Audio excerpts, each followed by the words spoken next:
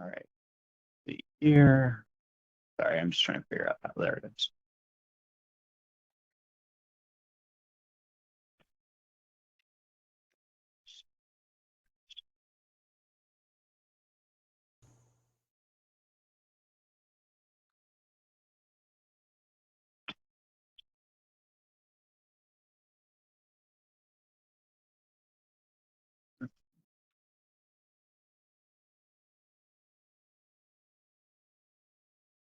Give me 1 second. I'm also going to attach the Excel document that I received from Blink, what was also circulated to you all, that has their thoughts in it for the uptime. So you. Oh, I see what I did.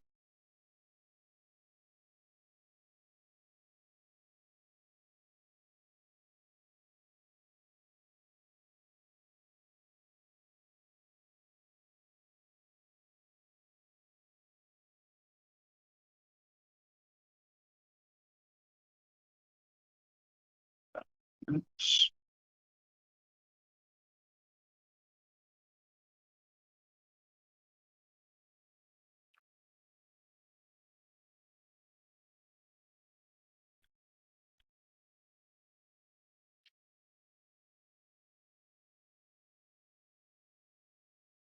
All right, you should have those in a minute or two once they go through the interwebs.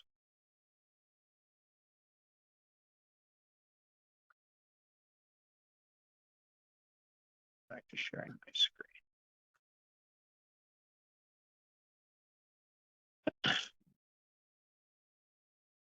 All right.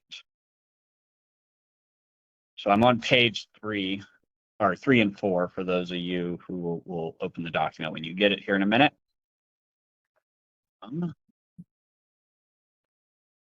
Paul, before I turn over to Blink, is there anything else you wanted to add to what MDOT was providing? No, I think we're both basically on the same page. Okay. Matt, sorry, I think I forgot to put yours in this document, so I'll put them in after the afterwards and recirculate. But did you have any feedback for the group on who should be subject to the framework? Sure. And I think, if there's time, it would be appropriate to let some of the other companies speak, particularly those who represent the DCFC segment. Okay. We certainly understand why publicly funded chargers would be in scope and don't really have an issue with that. Given the complexities of the current charging ecosystem, we do have reservations about kind of broadly trying to apply enforcement to all publicly available chargers sort of in the same time frame. And we think that publicly funded chargers would be the kind of best initial place to start that process. And that, going on to the next session around qualifying EVSE, there's a tremendous amount of education that has to be undertaken for this effort to be successful. And when you have the variety of business models that we've already discussed, particularly for site hosts, again, we just think that we should be a little circumspect about how we prepare to properly inform and educate those folks, particularly in the level 2 space that are just every, kinds of hotels to workplaces and so on that may not be expecting that level of scrutiny at the outset. So again, we're not in a necessarily a flat out opposed mode, but we do recommend caution and a kind of tiered approach to applicability. All right, Josh, with Switch, do you have anything you want to add to that?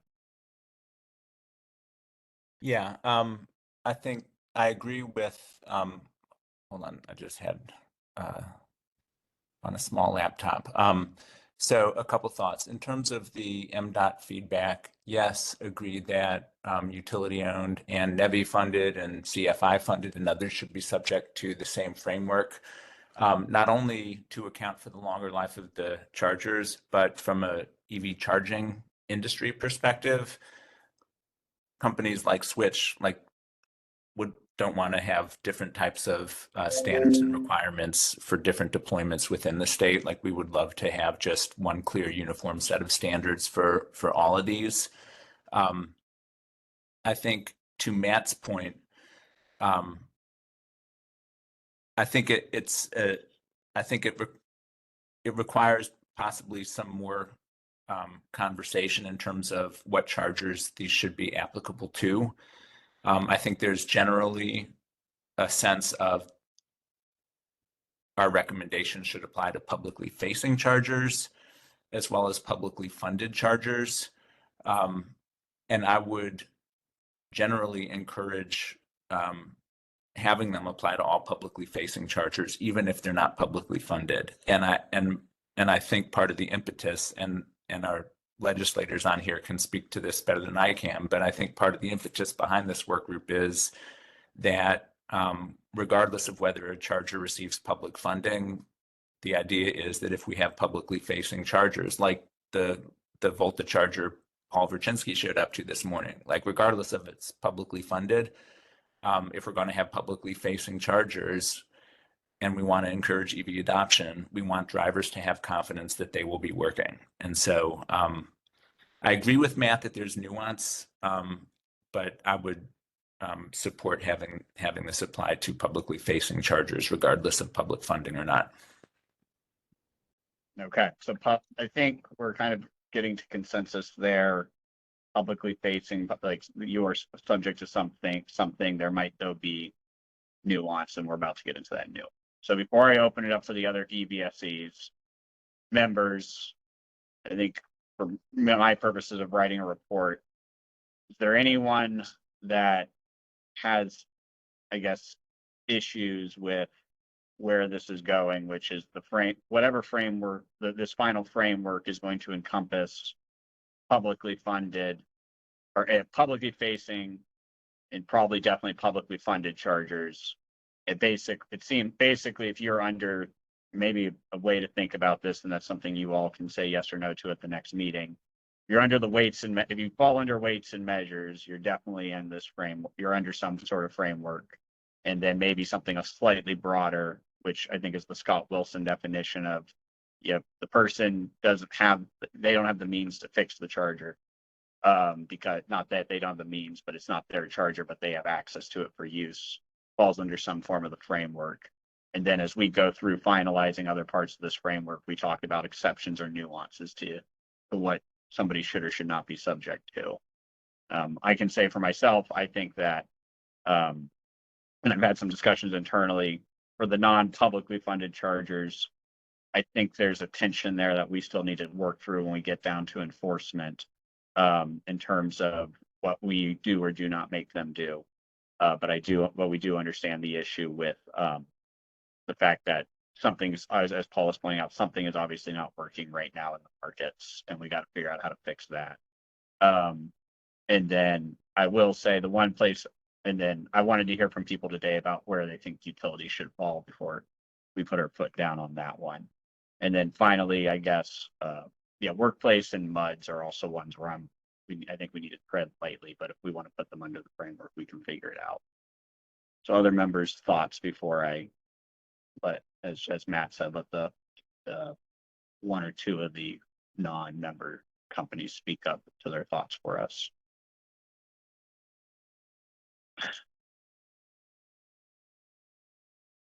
All right. 2 to 5 minutes, non-member companies. If you would like to speak up, just raise your hand as I'm jumping to the next section.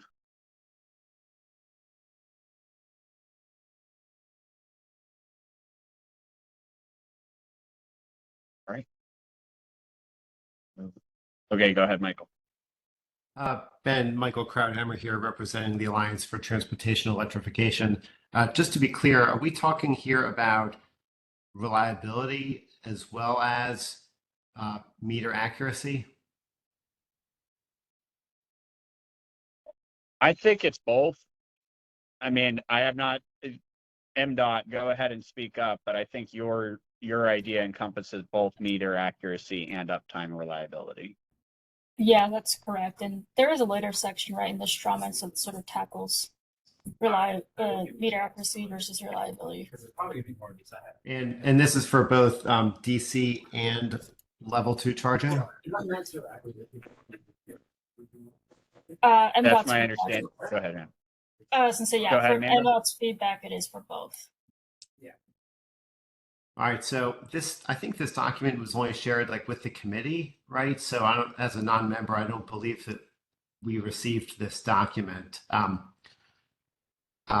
prior calls, we've spoken out in support of applying the reliability rules only to chargers that were recipients of, public funds, and that chargers that are wholly, private, paid for with private dollars, should not be subject to the reliability rules of any sort. We continue to stand by that position for the reasons articulated previously, which I won't repeat. But I will just add a little bit of commentary on Paul's experience this morning, which I can understand is very frustrating. It's an example. I would look at it as an example, not of dysfunction in the market or anything like that, but really as an example of the market growing, companies being acquired, and growing pains as networks are integrated with each other and apps are expanded to include new capabilities. Just because Shell, for example, just to use them, is a big name, doesn't mean that everything's going to work right the first time. It's a relatively recent acquisition and integration. So, of course, they're incentivized for the chargers to work. We've all had experiences with apps of every sort, not working from time to time. So the timing is a little bit unfortunate for Paul's experience to be happening like today when we're talking about applying reliability rules to chargers, but I wouldn't connect those two dots up. And I've stated in the past the very significant chilling effect that these regulations will have on chargers in the state. So I'll just end my remarks with that. Thank you. Yeah, this is Paul Verchinsky again.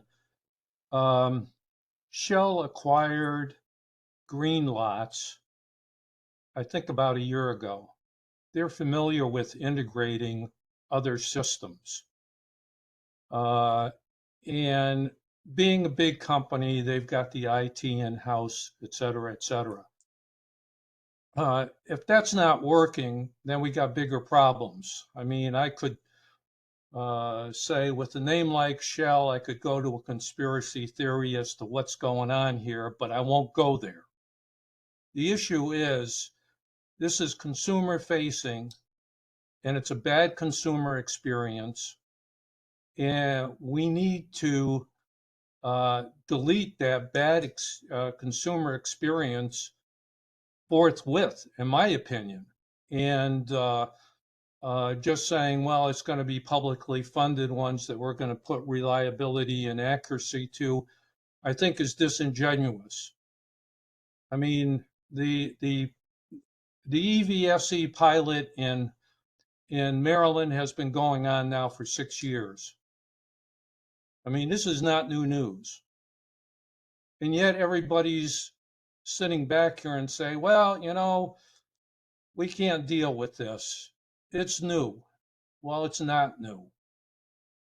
So I'm going to end my remarks there. I mean, it's a bad consumer experience and we need to rectify it. Just since that was directed straight to my comments, I'll just respond back. I share everybody shares the frustration, there's no doubt. But IT integration isn't as easy as one might think, of course, and I know you know this, Paul. It's sort of hard to get our hands around like how it's jurisdictional even for the state to assert, its authority over like requiring reporting of something that doesn't receive any public money. I mean, the answer to something not working, if customers are not happy, is customers stop using it. They've lots of ways to demonstrate their frustration. I don't think that imposing more regulatory requirements on the owner of a charger is going to like really fix the problem. There are 50 states plus the district, lots of places for network operators, those who own and operate chargers, to deploy chargers. So again, getting back to the distinction between, generally speaking, DC fast chargers, which are owned by large companies, level 2 chargers, usually with the exception of Volta, owned by site hosts. I think what's going to happen is the more reporting we have, the more that charger owner operators are going to say, you know what, I can go to another state where I don't need to deal with all this stuff. So all else being equal, like, why would I go to Maryland?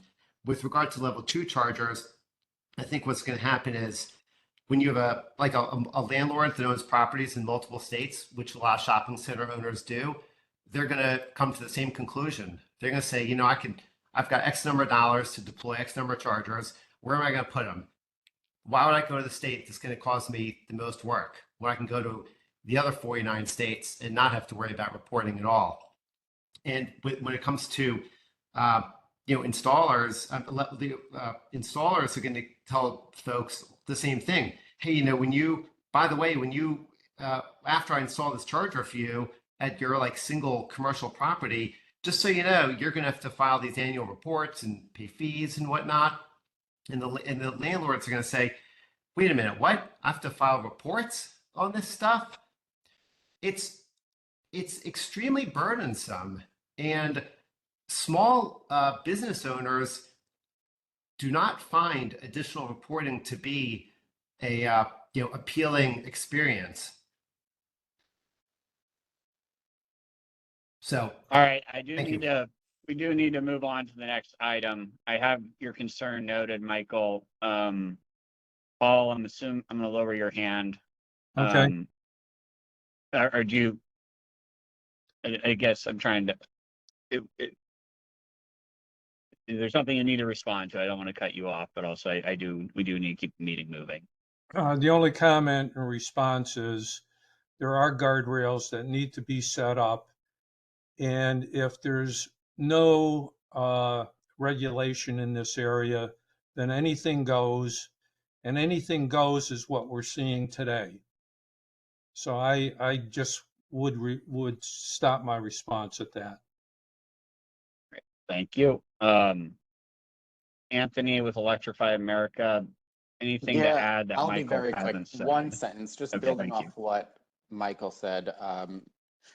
Enveloping privately funded chargers into a reporting requirement and potential enforcement framework does disincentivize that private investment going to Maryland when it can go elsewhere. All right, thank you. So members, please note that as you decide where you want to fall down on the various aspects of this framework.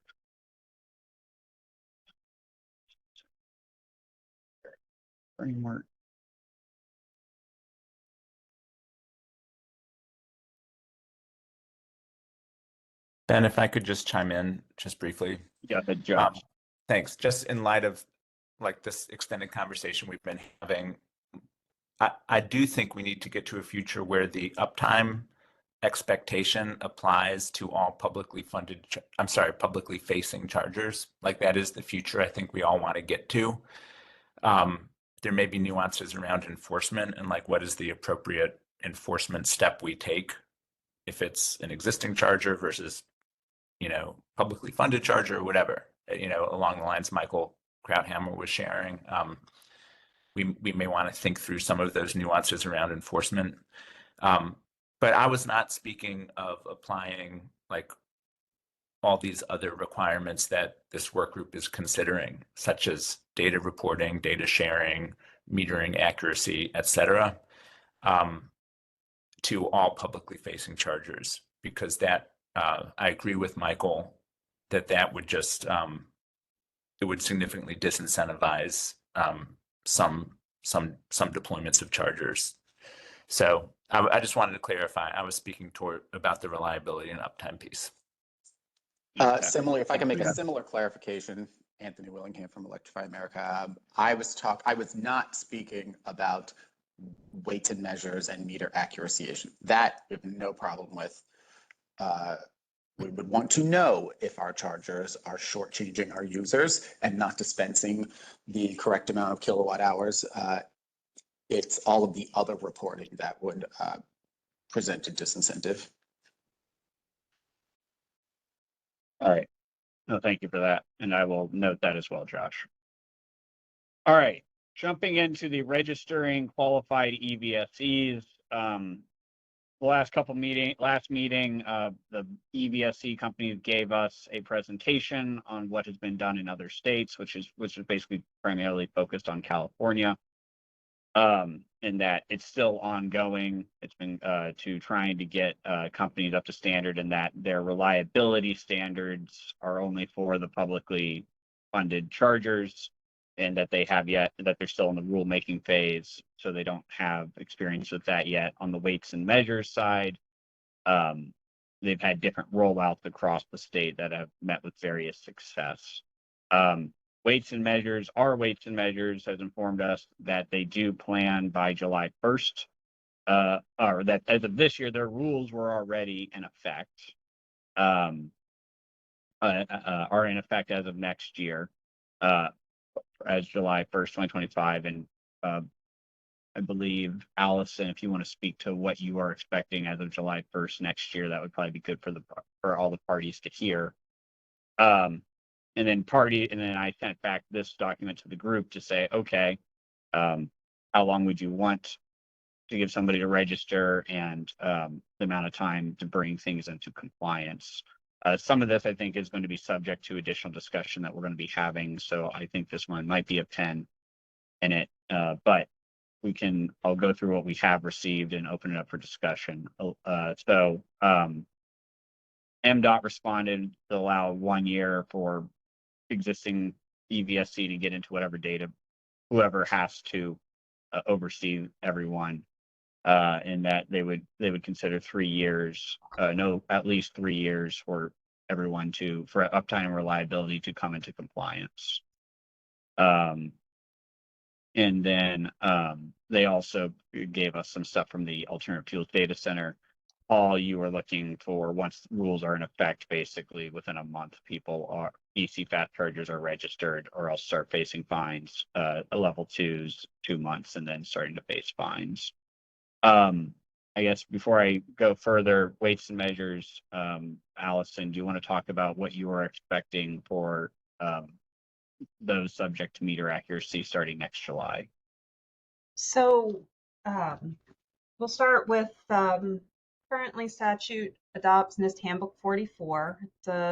As written, the EV code went into effect January 1st of 2023. So it's already in effect. We already have the authority to regulate these devices. We just don't have the funding.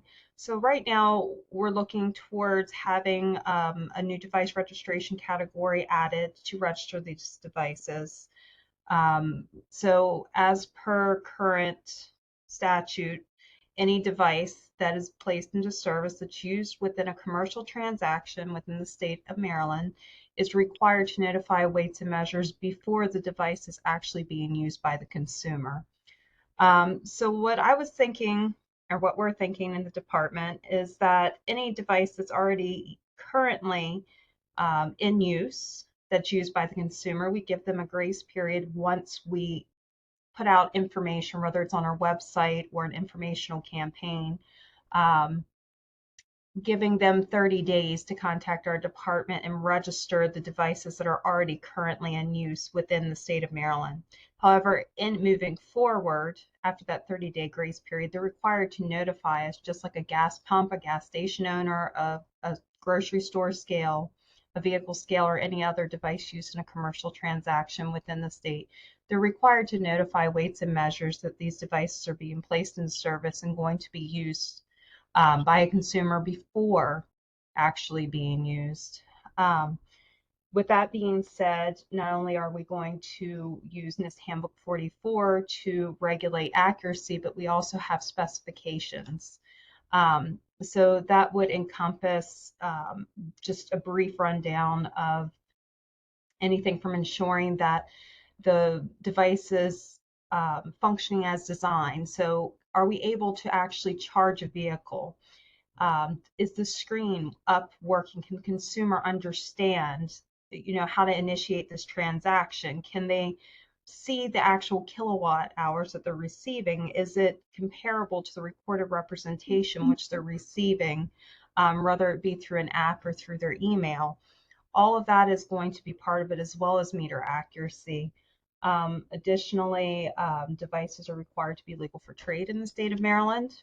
So there's several different areas. We already have our test procedures. We will be purchasing standards for our inspectors to use to verify the accuracy and training our inspectors. We have the ability to record inspection data, as well as not only by location, but by each individual device and port. And we already have our actual violations set forth in current statute, because this would fall under any other device that is required to be registered in the state of Maryland that's used in a commercial transaction. Anyone have any questions regarding that? I do not, but I think Blink Charging was looking for, they had sent me something that said, what about December 1st of next year instead of July 1st? I don't know, Matt, if you want to speak to that. That was just in consultation internally. There was, just some concerns around for site host owned chargers. Are they aware of the requirements? And if not, how quickly can they be informed and then come into conformance? But, we understand that this is already existing, regulation, and it has to kind of occur after the fact. Yes, at this point in time, this is an existing regulation, and we currently have the regulatory authority to oversee that these devices are not only accurate but correct, and protect consumers. So July 1st should enable us to give us enough time within our program to obtain the necessary standards, train our staff members, hire additional staff, and register these devices appropriately.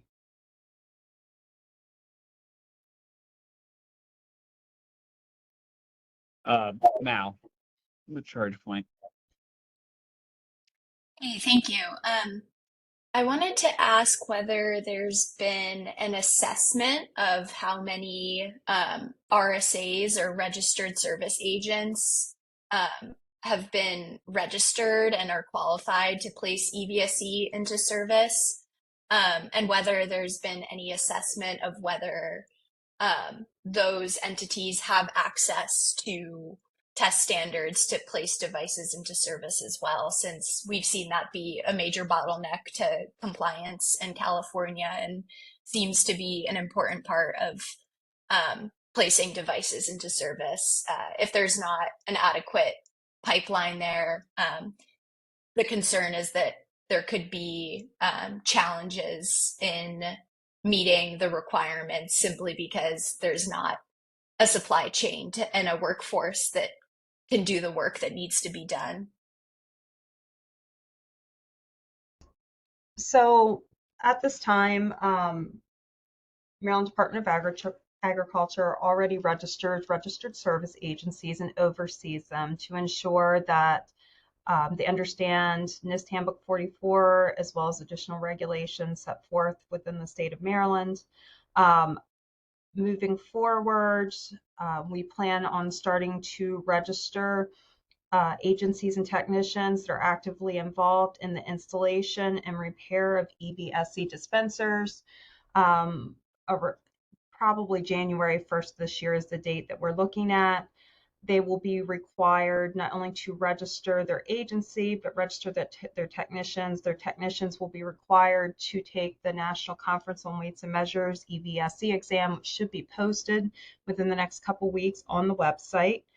And they would also need to understand Maryland COMAR as well, which has additional regulations for registered service agencies, the roles and responsibilities within the state of Maryland. And at this point in time, I'm not sure how many companies are actively engaged. I've had a few of them reach out to me. I have discussed this with them. They have an idea moving forward into the future, what we're going to expect in the state of Maryland.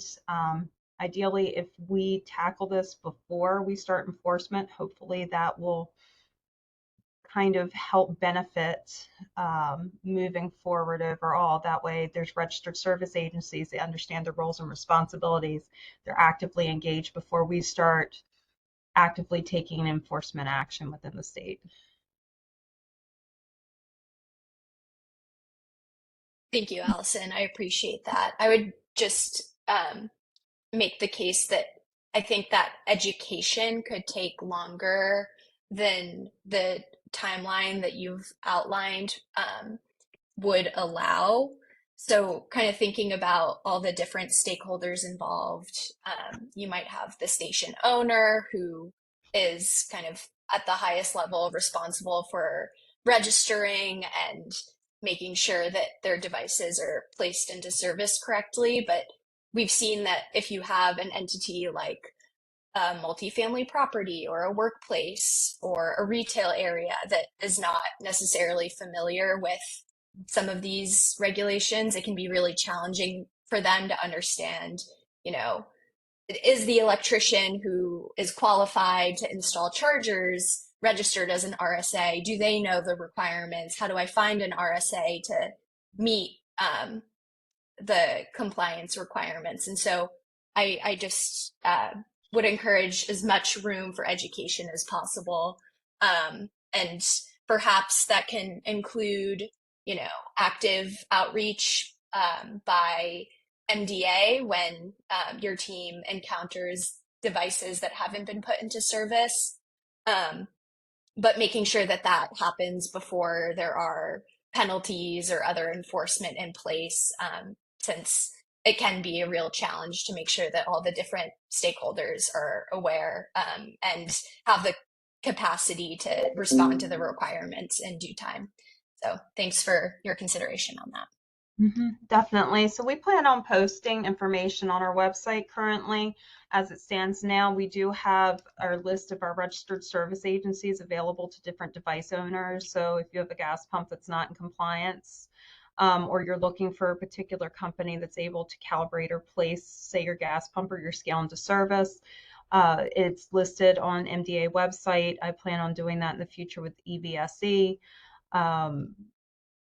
Additionally, I would provide information of what's required by a technician in a service agency within the state of Maryland, just keeping in mind the only thing that we intend on regulating are devices used in commercial transactions. So anything that's used at a person's home, you know, where I can't just walk up and initiate a transaction to charge my vehicle. In that case, we wouldn't regulate or oversee, and that those particular technicians or electricians would not need to be registered with us because they're placing it into service for private use. It would not be a commercial transaction. But I do have, I have spoke with California specifically, and that is one of the areas that they did note that they were struggling in, that they wish they had tackled ahead of time. And I'm actively looking into the best way to proactively educate our technicians and our agencies and get them up and running, because I know it's going to take time. It's going to be a process. But at the end of the day, the device owner that's taking responsibility for this device, they can place it into service as well, or a registered service agency can place it into service. They just have to certify that as they're placing it into service, that these devices are found to be accurate and correct. All right, thank you, Allison. Go ahead, Paul. I might have one question and we do need to move. Okay, I just wanted to comment on the education comment that was made.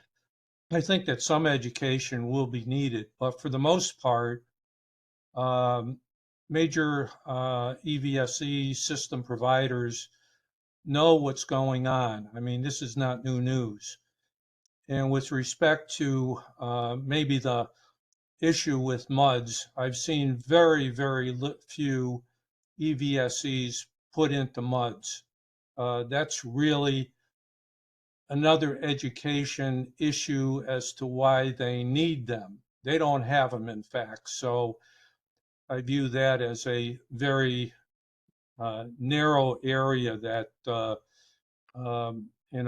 can be addressed without too much of a problem. Most of those level 2s actually have been put in because of utilities, not because of other folks. Thank you. Thank you, Paul. Other members for Allison or for MDOT?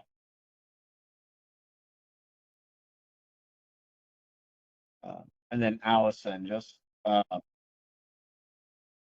to make sure I've got this right. So you're all looking at sometime next year, it looks like July 1st is when people need to start registering with you. Have you all figured out the grace period and/or studied what it would take for an existing charger to come into compliance? Or are they going to have certain exemptions that are going to allow them to not, or I guess, are they going to have a wider band of tolerance than others?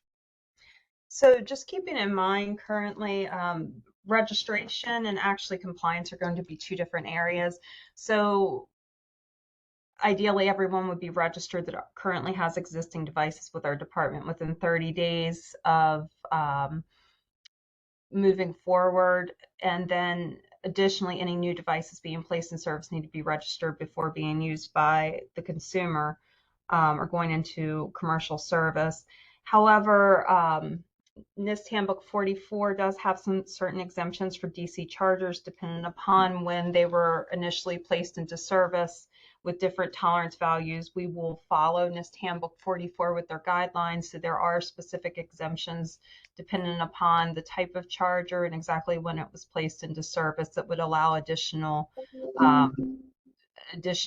grace time or grace period, so to speak. And obviously, once all of them are registered, our inspection staff can't get out to every single one of them immediately. It's going to take time for our inspection staff to go to each one of these chargers and inspect to ensure they're accurate and correct. So it's not going to put a significant strain on the industry as a whole because our inspectors can't get to every single one of them. Maybe with even a year, it may take longer. It just depends.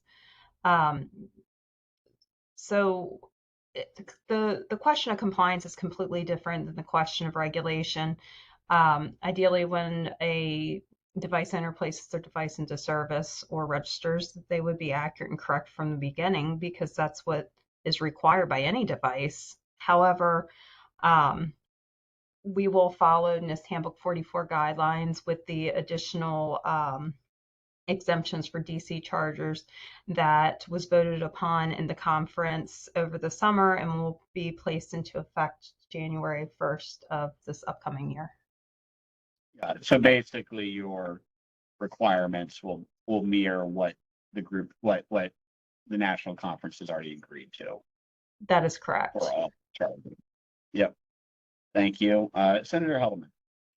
Thank you. Allison, just a follow-up question to that. So does that mean that if the inspection staff cannot do the inspection, then the charger is sitting in, and the charger, or at least the charger company may think the charger is, all set and ready to go, that it's going to sit there not functioning potentially a year until an inspector can get out there to okay its use?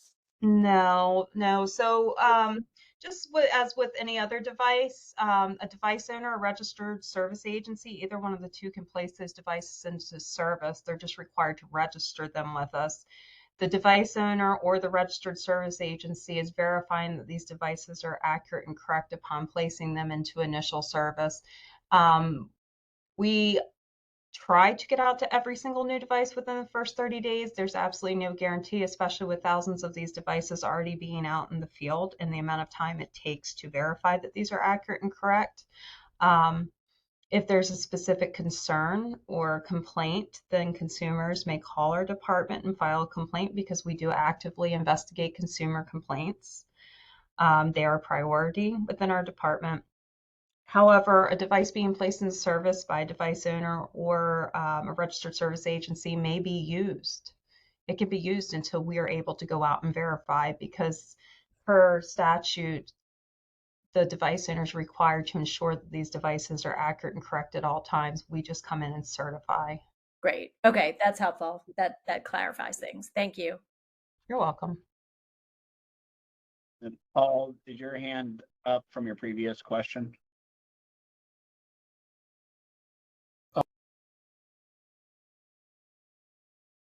All right.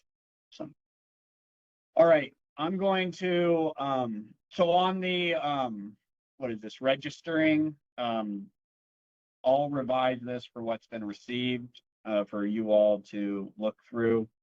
I'm also going to, include the discussion regarding the registered service agencies. So, and I think, see if I can pull something from the transcript last time for those of you who couldn't attend, to understand what they have ran into in California. Michael, 1 minute? I will be even briefer. I want to acknowledge the thanks. difference between DC chargers and level 2 chargers from a weights and measures perspective due to the volume of energy, as well as the resources on the charger's owners, as I've talked about before. We'd be interested in learning about evidence of injury to customers related to accuracy problems in chargers. We'd like to express a thought about the costs versus benefits of enforcing Handbook 44 to chargers, particularly level 2 chargers. Also reiterate, level 2 chargers are an amenity. I work with site hosts all the time. Any additional friction is going to discourage installations and will be inconsistent with the state's efforts to promote EV chargers. And also, we showed a couple weeks ago efforts or initiatives in other states, and our conclusion is that Maryland is going to become the most aggressive regulator of EV chargers in the country. Thank you. Thank you, Michael.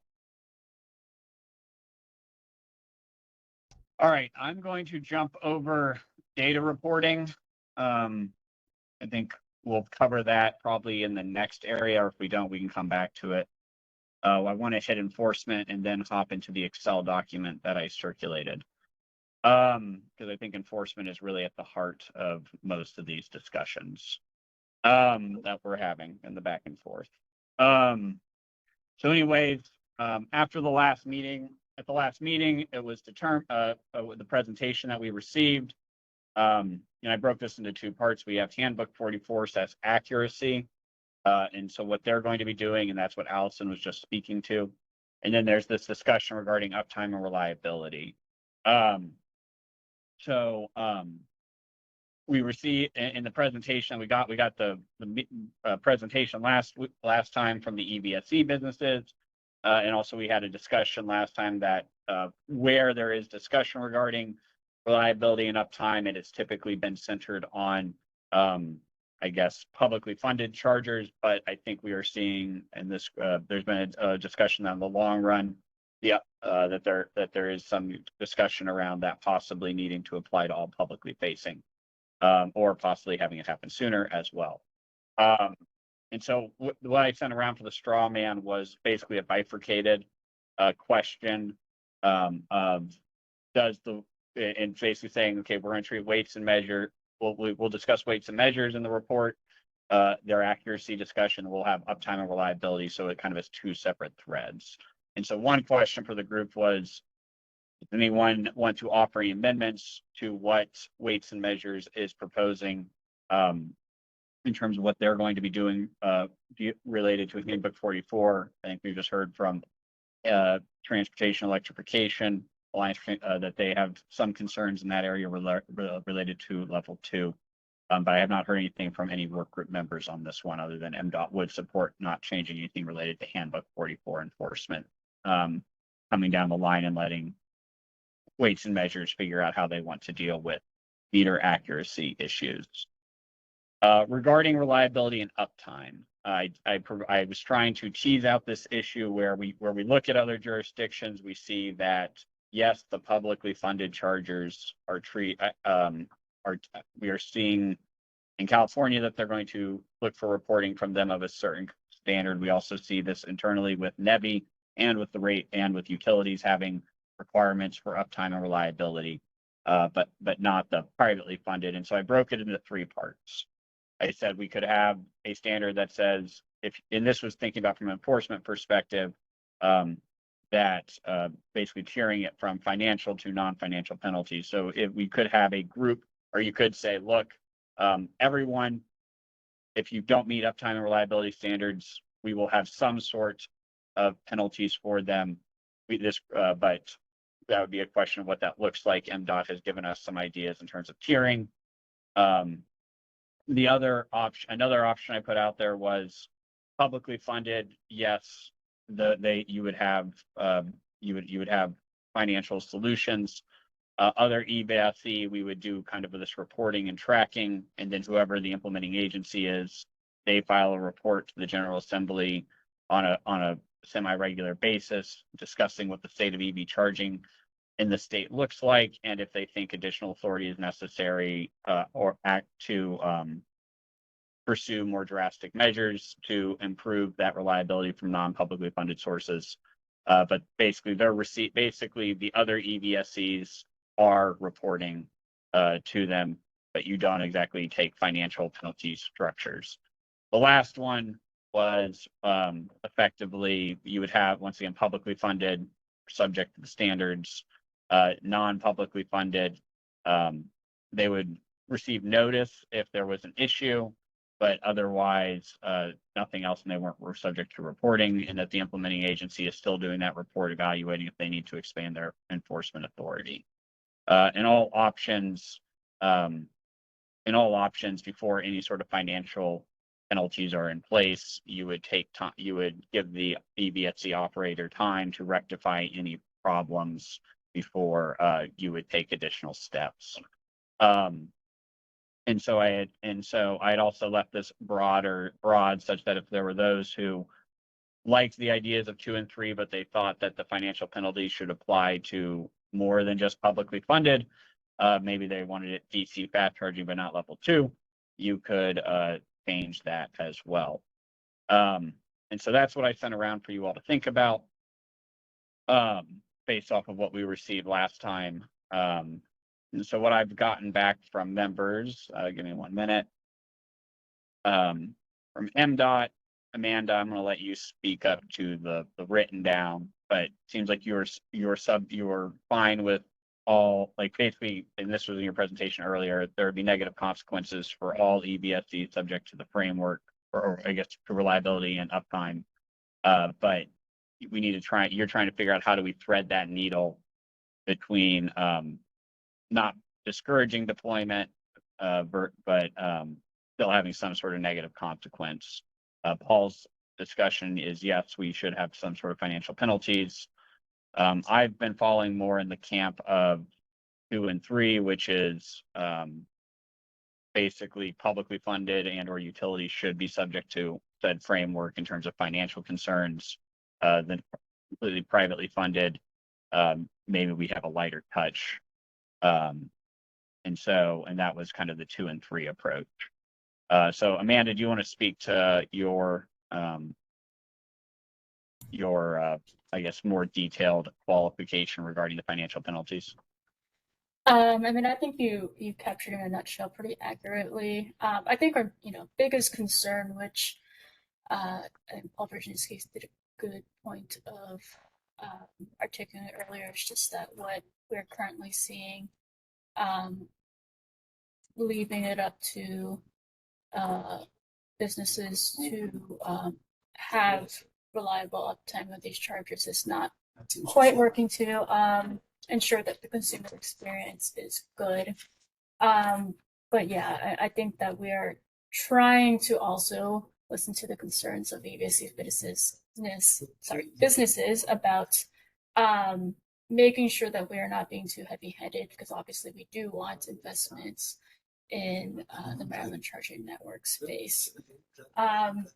I think after further work group discussion, that could be open to I can't remember, let's see, 2 or 3, but I would have to take it back to my team before we change stance and sort of hear some of the feedback from the other work group members. Thank you, Amanda. All right, I'll open it up. Members, go ahead and speak up where you may fall in one of these 3, or if you have a different idea. Or if you need to take it back and keep thinking.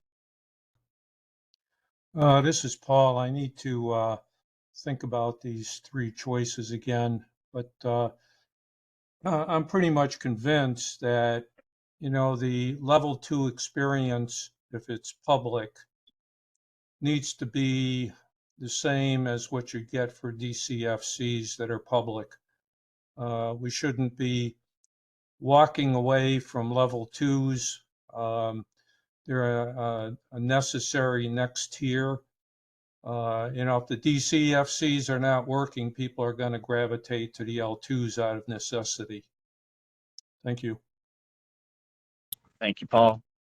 Matt, go ahead, Amanda. Sorry, I didn't raise my hand. I was just going to chime in, and I think that I would generally agree with what Paul just stated. I think the way we see the breakdown of publicly available chargers to help us meet all our needs as the growth of EVs occurs in Maryland is sort of a mix of all the types, and so therefore would need some type of reliability assurance of the different types. thank you. All right, go ahead, Matt. Sorry.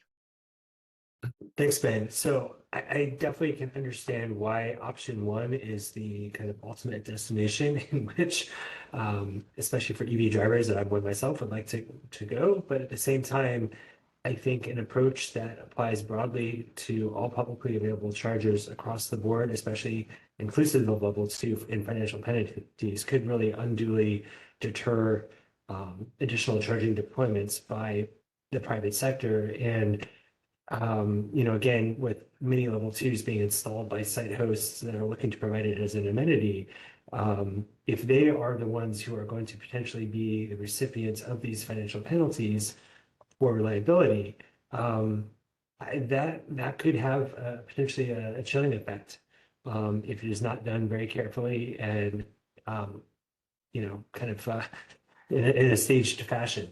I think the other thing to keep in mind is on the reporting side too. I mean, in California, they've again, as Mel has described, would use public accountability and data availability as part of their initial enforcement mechanism.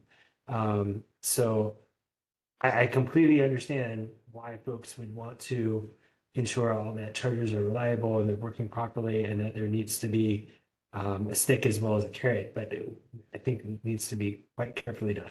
Thank you. Yeah, this is Paul again. I mean, rulemaking by its very nature will wind up evolving over time. And if we see that there's a problem, you can always go back and fix it. So I'm not as concerned about, what's going to happen at amenity spaces. You said it accurately, it's an amenity and people will choose to do it or not to do it. My concern is if it's public, then, and it's public facing, I want a good consumer experience. Thank you. Thank you. Senator Adelman.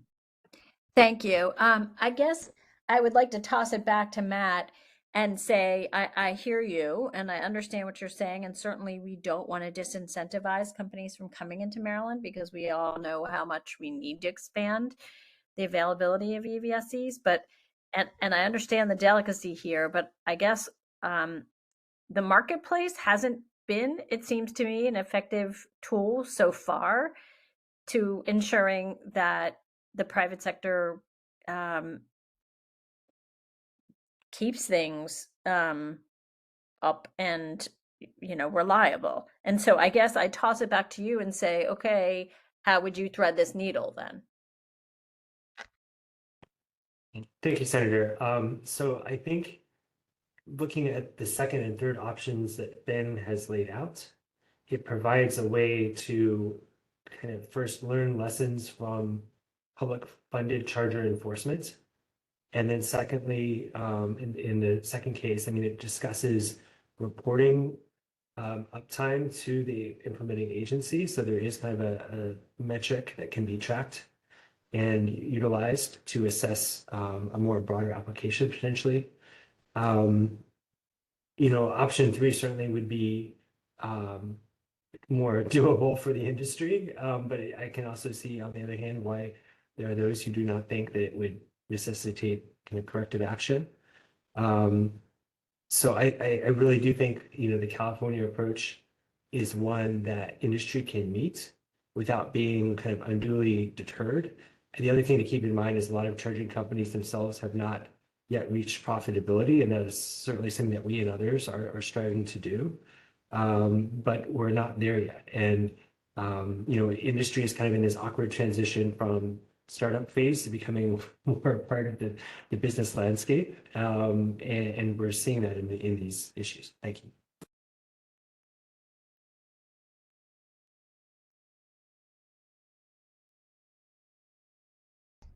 This is Josh. Okay, Josh. Thanks. I think, Senator, to your point, kind of echoing a lot of what Matt just said, I think when we look at the existing chargers in Maryland, and as you said, like the existing chargers, just talking broadly, like have not achieved the consistent uptime and reliability that all of us would like to see. So then for this work group, like what would we recommend differently? I think, and I'm trying to be sensitive because I have experience working for some of the prior companies involved, and I want to make clear that I am certainly not speaking on behalf of any of these prior companies I've worked for.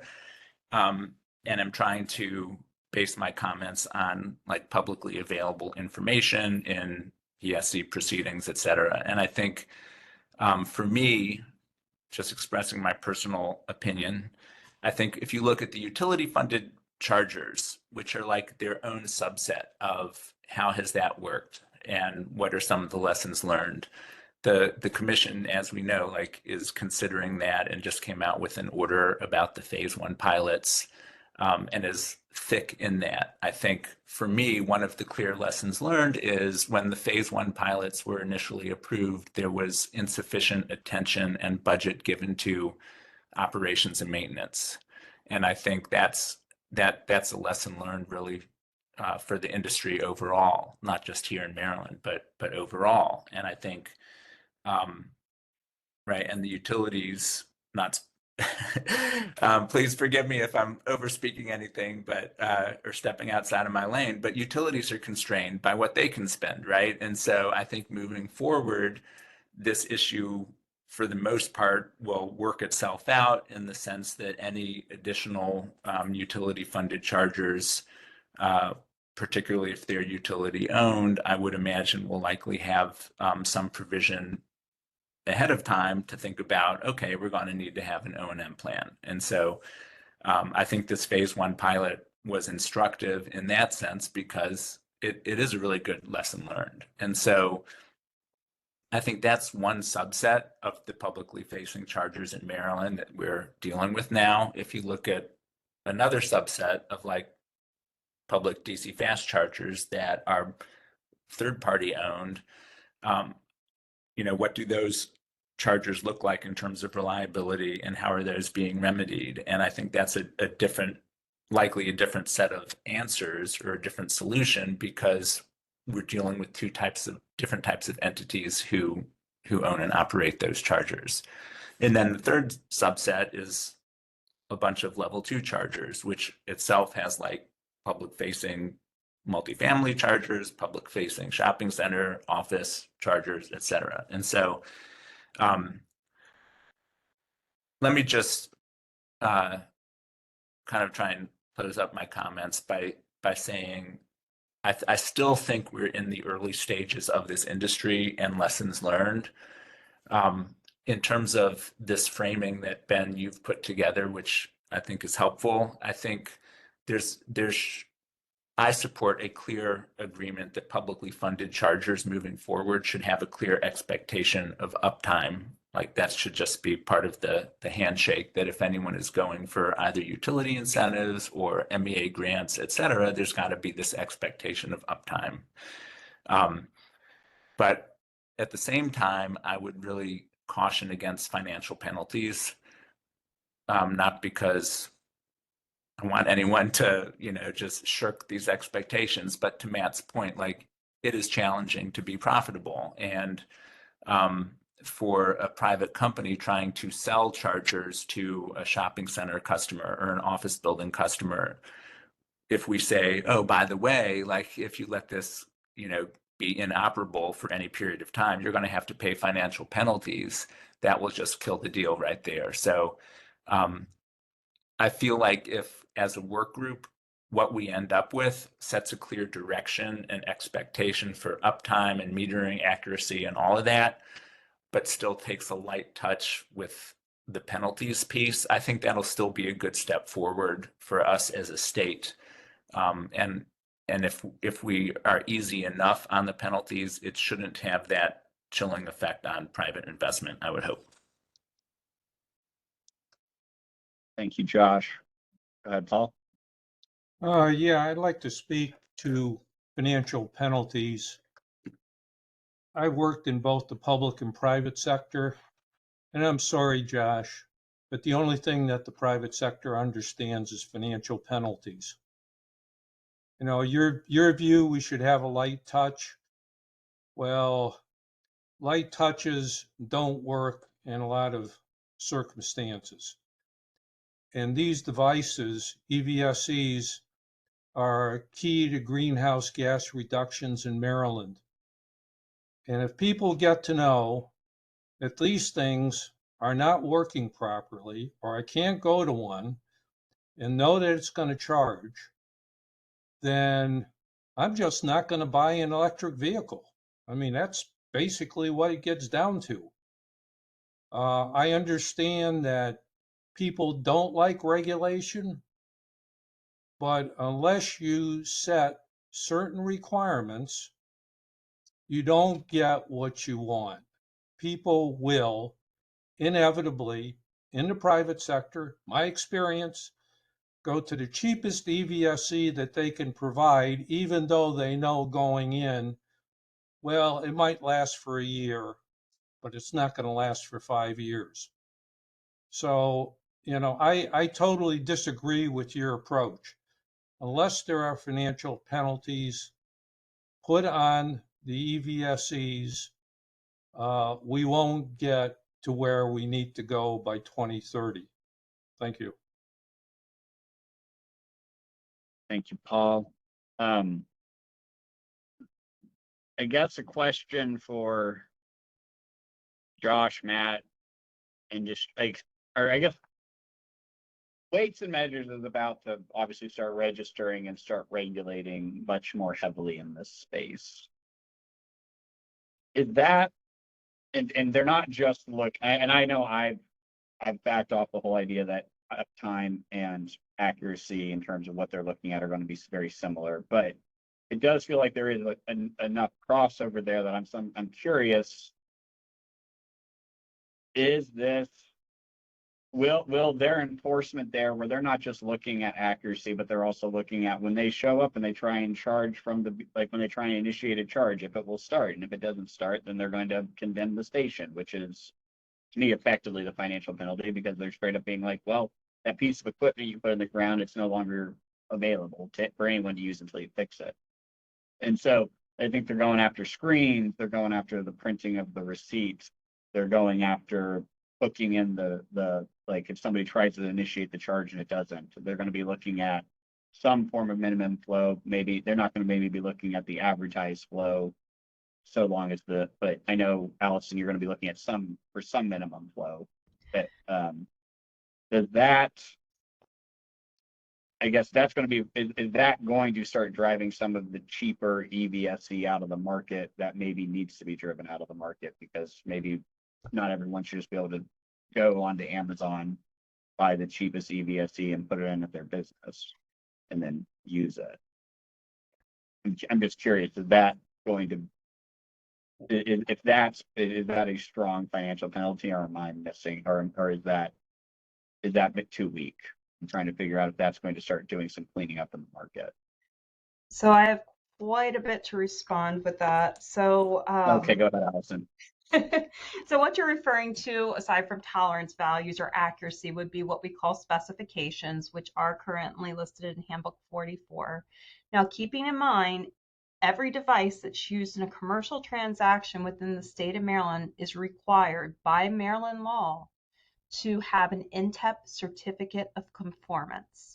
So these devices are required to conform with specific specifications to be granted what's called an NTEP certificate of conformance. And that would definitely clean up a lot of these, as you call, chargers that aren't functioning as designed or not meeting requirements. So that is one part of it, because they're not legal for trade. If you buy something off Amazon, we have people that call all the time and want to register their $50 scale that they bought off Amazon for us to tell them, I'm sorry, we can't register. That's not a legal for trade scale. Therefore, it's not legal for trade within the state of Maryland. So they will be required to obtain legal for trade devices, and these legal for trade devices will have specific set of standards that are required to be evaluated with to be granted what's called the certificate of conformance. So California is leading the way with the NTEP certificate of conformance evaluations for electric vehicle fueling equipment. I know a lot has been referred to about California and the way California is handling things. Keep in mind, California has the Division of Measurement Standards. However, they're broken down by counties, where Maryland is a state in a whole. Weights and Measures is one organization or one department within the state of Maryland, where California has each county that is regulating everything slightly different depending upon staffing and funding. So some of the counties may be actively or more actively engaged in regulating these devices. In fact, I know some counties are, in comparison to other counties that don't have the funding, that don't have the inspectors. So just keep in mind, when everyone's referring to California, I don't know how many counties they actually looked at, or which county or where they're at in the being actively engaged in regulating these devices. Because if you compare one county out of all of California, or even two counties that may slightly be engaged in regulating these devices, I don't think that's a fair or accurate representation of the entire state of California due to how large it is. And I don't think we should take those few counties and compare them to the state of Maryland. Other states that are moving forward with this regulation are definitely New Jersey. They are pushing forward with it this year. I believe Iowa is. Florida's moving forward. So everyone is kind of at the beginning stages, aside from a few counties in California that are actively engaged. Keeping in mind, per Weights and Measures law, we do actively engage and regulate all devices used in consumer transactions, which would include EV dispensers. We break it down to two categories, AC versus DC charging, and that's what we follow. They'll all have to comply with the same set of specifications. However, the tolerances are broken down by AC and DC chargers. There's some slightly different rules with both, but we would not exempt AC chargers, and I'm assuming that's what you're referring to as level 2, from regulation, because at the end of the day, every single one of us that's on this call is a consumer. Whether you own an electric vehicle or not, you very well may in the near future. We wouldn't want some scales at a grocery store to be regulated and others not. At the deli, and we're buying, I don't know, a 10-pound roast. We want to ensure that the commodities that we are purchasing are accurate and correct, just the same as we won't want to purchase 100 gallons of fuel oil from a non-legal for trade vehicle tank meter that's not regulated. All of those are regulated. Anything used in a commercial transaction at the end of the day is regulated by weights and measures and has specific standards that they're required to conform to per NIST Handbook 44, and they're required to be legal for trade. So does that answer everything? I think it answers a lot. Yeah, which I think, yeah, and I was not saying that level 2 should be out from accuracy at all. I was trying to understand if this would clean up the level 2s a little bit, actually, because you're coming in to regulate them. Oh, definitely. I was just kind of responding to the group as a whole because there was a lot going on between several different people before I was able to respond. I do recall one of the things that you were discussing was the MMQ, which is called the minimum measured quantity. So on each legal for trade dispenser, it will have a parameter for the minimum measured quantity for the device, and that's what we would go by for the MMQ, as well as the amperage that is labeled on the device as well. So there's different areas that we would refer to the NTEP certificate of conformance. It's also posted on the device as what we call a marking requirement. Thank you, Allison. Mm-hmm. I do need to get on to the next issue, but now I'll let you speak, and then Paul, is your hand up from a previous question? Yes, it is. I'll take it down. Thank you. No worries. Thanks. Okay, go ahead, Mal. Thanks. I'll be quick. I just quickly wanted to say thank you, Allison, for level setting. We at ChargePoint strongly support chargers being able to demonstrate an NTEP certificate of conformance and think that's really important. But just to answer your question, Ben, about how some enforcement could overlap with reliability, I think to some extent that's true, that, having the eyes and ears of MDA staff to be able to identify when chargers are having issues and then flag that for the station owner is important. But when you start talking about kind of really aggressive penalties at the outset of that, I think our concern would be this double whammy situation where, let's say, a station is vandalized because more and more charging stations are having their cables cut for the copper within them, or simply just having screens smashed in by people who potentially don't want EV charging in their community for whatever reason.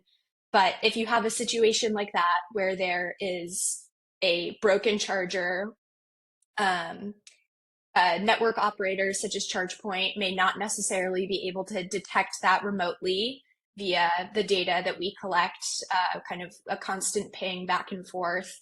And so if you have an enforcer of regulations come and tag and take the station out of service for having cut cables, then the station owner, which would be ChargePoint's customer in this case, not only has to pay to repair the station and fix the cables or replace the screen or whatever else, but then also pay the penalty for having a station out of service, and then also pay a registered service agent to retest the device and place it back into service. So really, I think the question is, depending on the nature of the issue, how is the station owner notified that a repair is needed?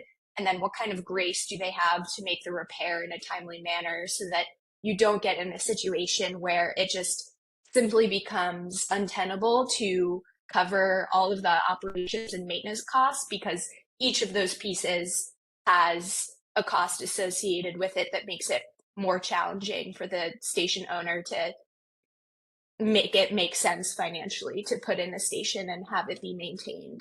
So those are kind of three separate pieces. And we just want to make sure that ChargePoint's customers, the owners of these stations, are able to be notified when a repair is needed and then have some grace to be able to make that repair in a timely manner.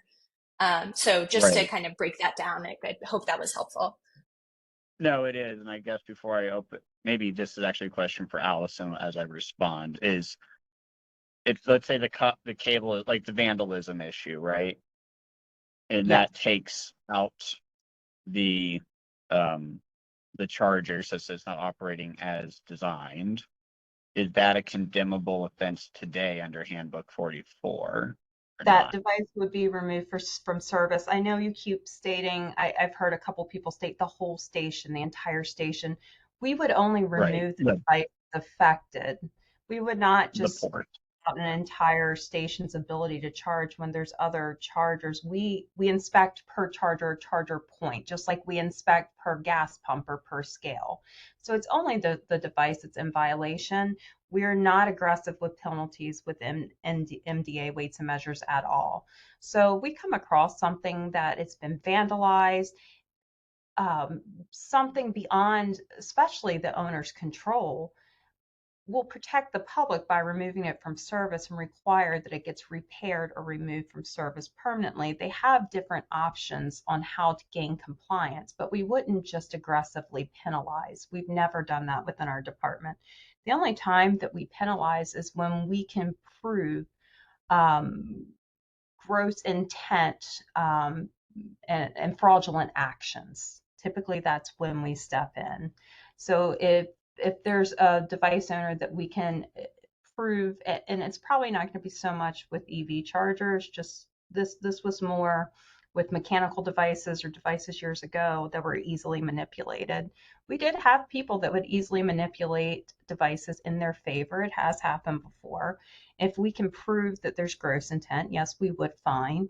But that is not often the case. We do give you time parameters to make these necessary repairs. And just keep in mind, if the cable's been cut and it's been vandalized, of course we're going to remove it from service. No one can use it. So, and then that way that ensures it's going to be repaired properly, but we would give them time before we return. They just can't use that device until either a registered service agency repairs it and places it into service, or they decide if it's the actual device owner themselves, they have the ability to repair and place into service. Not that I think most device owners will be doing this themselves, because these devices are more complicated than, let's say, a gas pump from 40 years ago. So just keep that in mind. We don't aggressively penalize. By removing it from service, that doesn't mean it can never ever operate again. It just means it's protecting the consumer. At that time, they can't use it anyway if the cable's cut. You don't want to be a consumer going up and using a charging station that you can't read the screen and you have no idea what's going on with the transaction. You can't compare it to your email recorded representation. Would you feel comfortable going to a gas station and pumping gas into your car if you couldn't read the screen and you had no idea how many gallons you purchased and how much you were paying? No, that's a violation. We would remove that device from service too. Yeah, no, and I think that was getting to my point, which I think is weights and measures via existing regs is already going after and I agree that it's not, maybe I'm not measuring the uptime or reporting it that way, but you've taken action based off of something that would have been considered within the uptime. Now the uptime for vandalism is it's not going to count against the station. It's not a negative. And yes, we want to give them a grace period, but I think that's what you're kind of speaking to. So it's just something as we suss through this all. Josh, last word on this, and then we're hopping into the Excel document.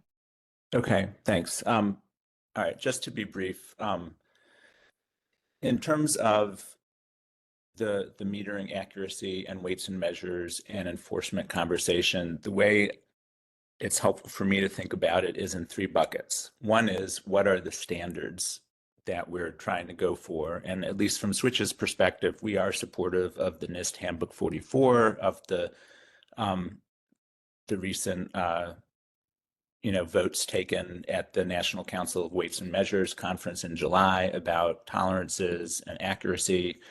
And I mean, we support taking a national approach. We'd much rather have the whole industry try and conform to national standards than have different standards for different hardware in different states. So that's one bucket. The other 2 buckets are, I see as kind of like the routine inspection and registration process, even if nothing is wrong. And then the 3rd bucket is, what is the compliance and enforcement process? And so that's where, not to repeat others, so I won't, but that's where Switch has a lot of concern about, again, even before we get to enforcement, if something's wrong, just in terms of getting charging stations in service and what does that process look like. And I would flag that the registered service agent process, even though it is on the books in some places, is still very, very early for the industry. And in California, for example, and Mal and others are more knowledgeable on this than I am. I know the California Governor's Office of Business and Economic Development has an open inquiry into what is actually the impact of this RSA process, among other things, because they're very sensitive to not wanting to, have it be overly burdensome. So I'll just pause there, but thank you. Thank you, Josh. All right, so obviously that question's going back to the group to think about. So everyone keep sharpening your pencils on enforcement, because I think that's going to be the key thing a lot of people are going to be looking at when this report comes out. All right, hopping into the Excel document to work our way through the list of topics from SB 951 that we need to talk about. So last time we did I would say a high level walkthrough of the issues to try and make sure members understood what the topic was touching on so that they could take it back and think about it. So now the goal is to start whittling down, and I would say kind of thinking about, okay, is this something that we think as a group we need to provide guidance upon to the legislature and or the implementing agency if it is required? Who should it be applicable to? As we've been discussing, there might be different standards for different folks. Implementation questions, but trying to think about what are things that you, the members, think you need to know to be able to discuss and make a decision about. Is this something that should be overseen? And if it's overseen, is it something that goes into legislation, and or is it something that is left up for the implementing agency to decide what to deal with? And so that's what was sent out. I received comments back from Blink. I've also previously received some feedback from MDOT, Scott Wilson, before that I can integrate into this. So I guess we'll take it from top to bottom and go as far as we can before the meeting is over. So with that, we'll hop on in. The first issue has to do with payment options for EVSE equipment, which is a lot of this was taken, I would say, from NEVI, and was somewhat discussed inside our previous EVSE work group for utilities. And so basically requiring that the EVSE have specific types of payment options. This would be credit card, mobile phone, and toll-free payments, ability for customers with disabilities to use it, and or non-speak English speaking options, prohibition upon, or basically allow people to use a station without a membership, and authorize but you can have memberships and subscriptions, but it would not be a requirement. And finally, establish requirements for transparent information regarding the rates, the location, and okay. Well, actually, we're going to bifurcate number 4 out because that one is a bit controversial. So starting with the first 4, go ahead, Matt. Thanks, Ben. So I think like others might have seen today, the Federal Access Board published a draft rulemaking for EV charging accessibility. The PDF that they circulated sort of unofficially on Friday, I think August 31st, is like 58 pages. So I have not read through it, but I think that, could impact folks' thinking on the options for customers with disabilities, et cetera. So I just want everyone to be aware. Thank you. And Matt, you sent me that, I believe, I think you forwarded that or a link of that to me, right? Yeah, and I'll drop into the chat the link to the Federal Register as well. Yeah, if you can drop it, but then also I can circulate that to the group afterwards so they can look it over. Josh.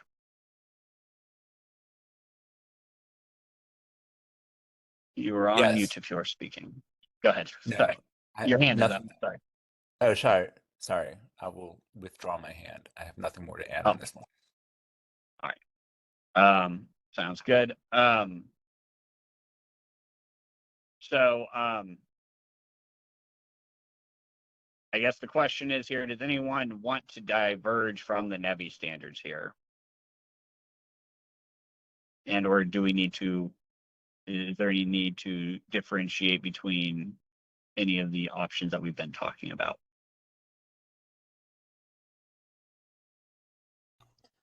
This is Paul. I think the NEVI standards are a good way to go and kind of comports with what the EVSEs that are on this call say, that we'd like to have national standards. So we would get consistency that way.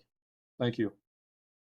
Thank you. For I guess the one qualification is for the disability one. Is that something that we, how do I put it?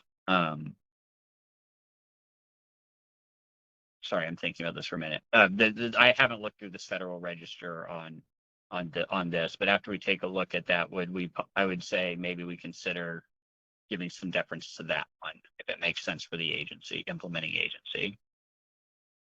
But since that is ADA. Thank you, Matt. This is Paul.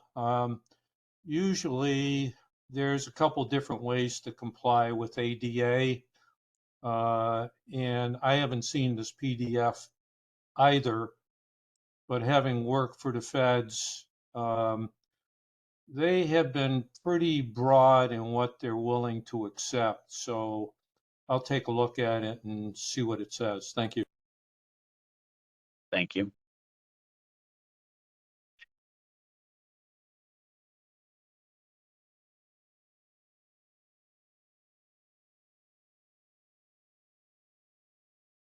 All right. Yeah,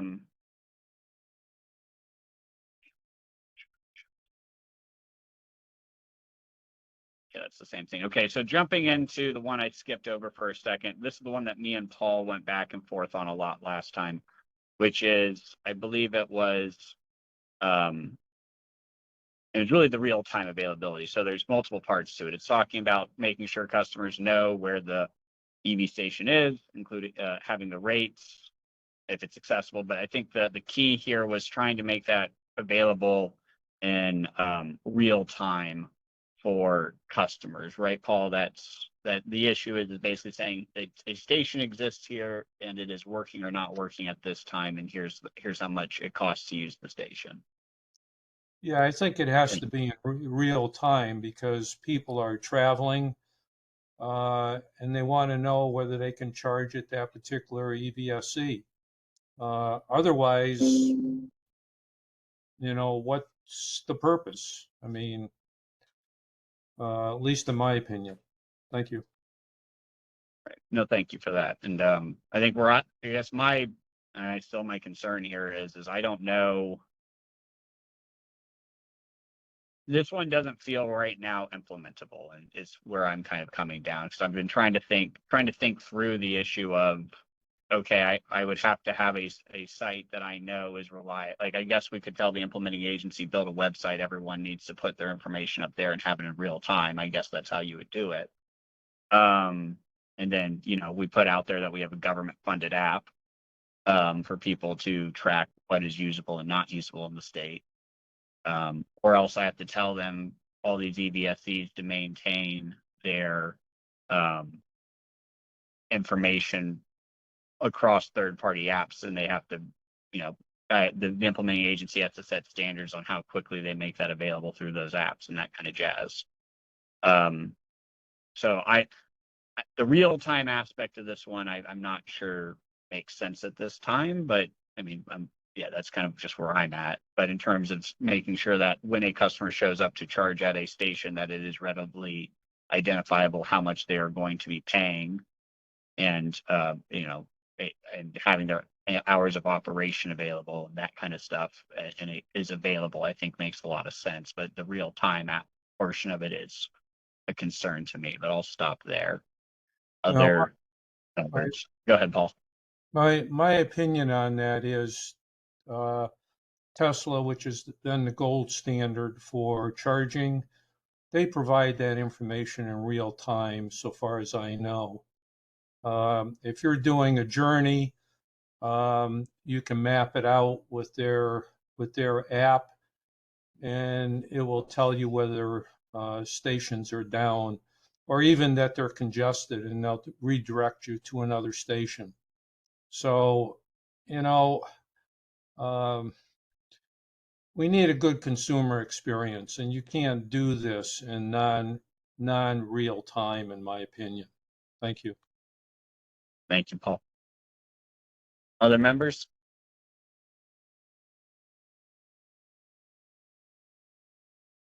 Thoughts, questions?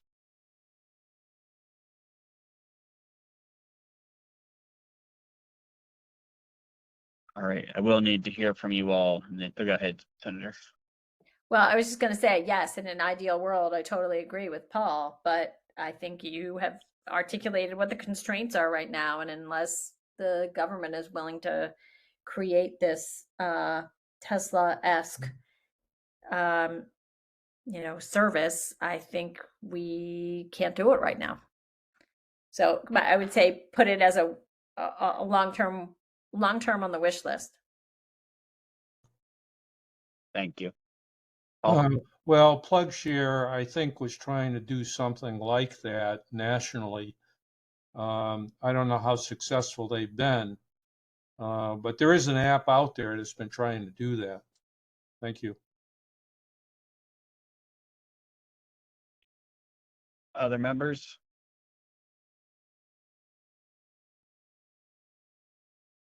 All right. Going down to the next item. Sorry, they merged themselves, so the thing jumps around. Matt, real quick, you have in here a California law AB 2697. I'm going to happily look into it later. Can you just give us a quick overview of what it is and why it matters to this line item? Sure. So it requires the California Energy Commission, I believe, to apply any network roaming standards that it chooses to adopt to major electric vehicle charging providers, which is something like, I think, 100 publicly available installed chargers in that state. And then they require that the network roaming standards would include payment for charging that can be done through other providers. So if you're going to, say, a station with network A and you only have like network B's app, you're supposed to be able to use, I think, the network B app to pay at station A. And so where this seems like possible to go, and others can clarify if I'm getting this wrong, but is that if companies then are going to reach roaming agreements in California, those are not going to be limited just likely to the state of California. These would likely be applicable nationwide. So, you know, it hasn't been signed by Governor Newsom, but if he does sign it, I think it does set a standard going forward that we will need to watch. Okay, and that standard primarily impacts payment options across the like basically this section that we've been discussing about payments.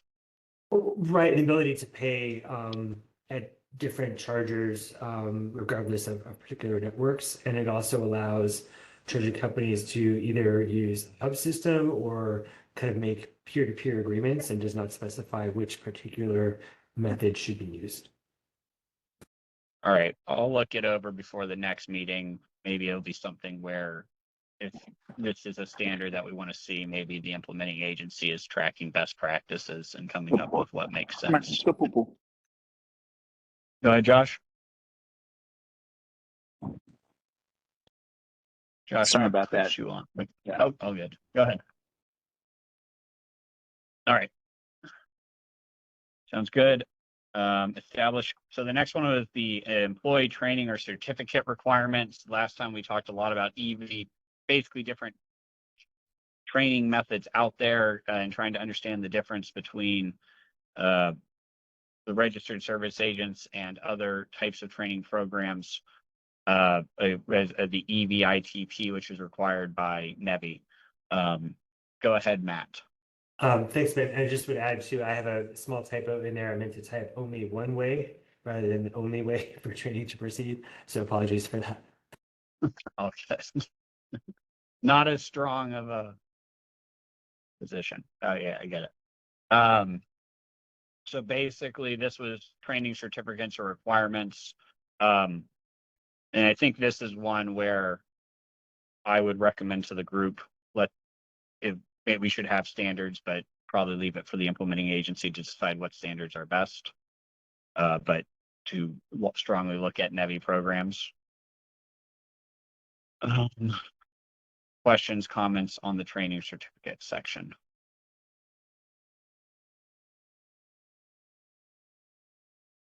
All right. Establish minimum power output.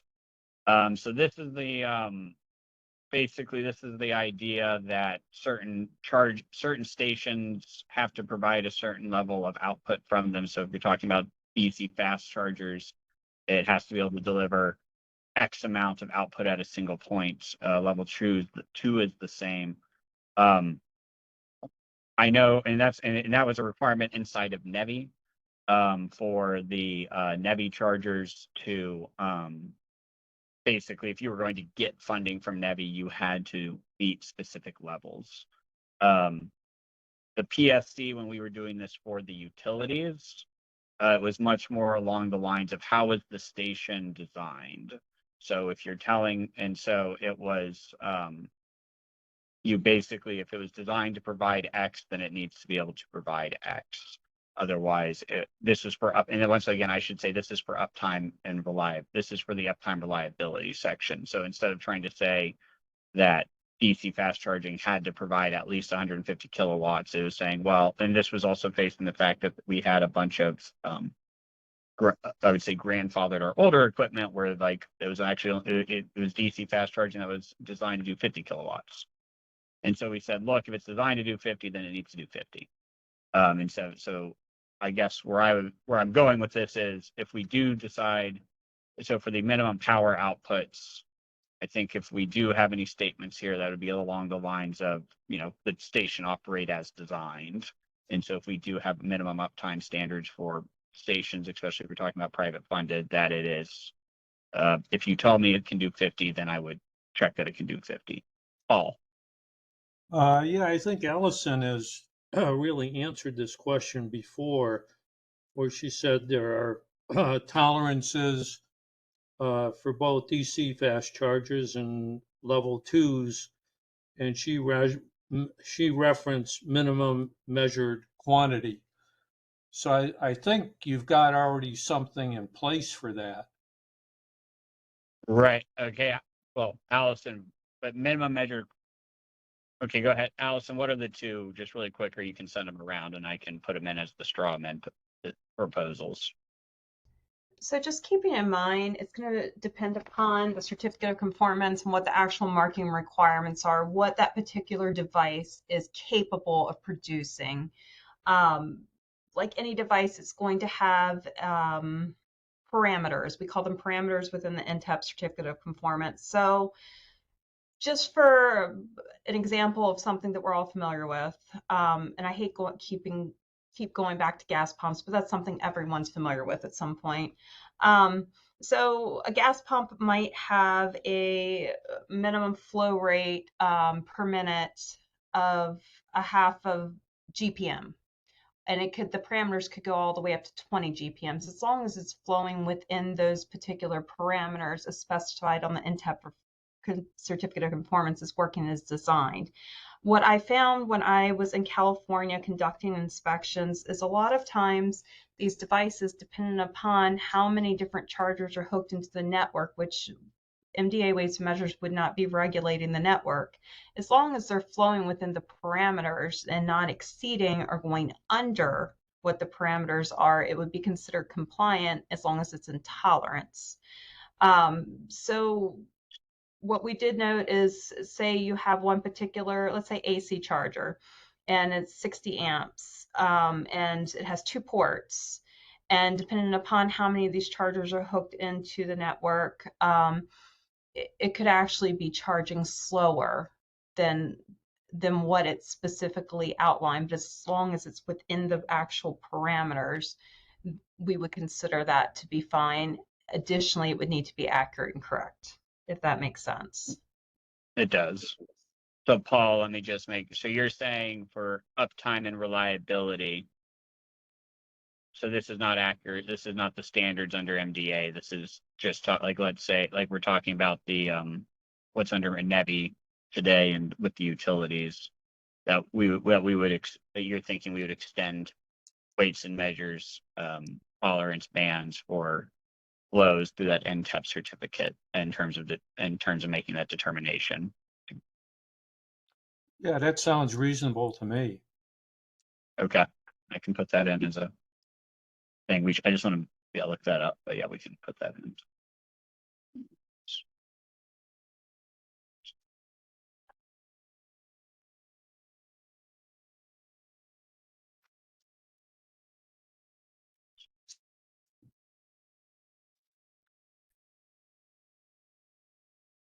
All right, we are at the top of the hour. Let's see if there's anything we can knock out. All right, we will restart our next meeting with this document, the Excel document where we're leaving off, which is the submission of reports. So let's see here before I open up for public comment. The next meeting will be Monday, September 16th. It's currently scheduled for 1 to 3. We probably have 2 more working meetings, and then we do need to be putting pencils down. So 1 to 2 more working meetings. So members, I might ask for a 1 to 4 meeting, but we can discuss that over email on the 16th. And so I will say we do need to start locking down some of these. If there's a way I can structure my questions to help set these up for decisions, please let me know, but I'm going to try and start driving us towards putting pencils down, even if that pencil down is, you can do it one or the other, so that we can start writing up that report for your consideration. So members, any questions or statements before I allow public comments?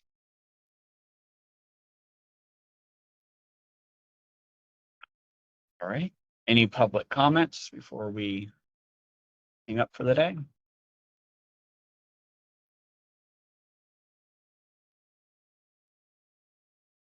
All right, well, everyone, thank you for your time, and I will speak with you all in 2 weeks. If you need to speak with me ahead of time, please let me know. I'm always available.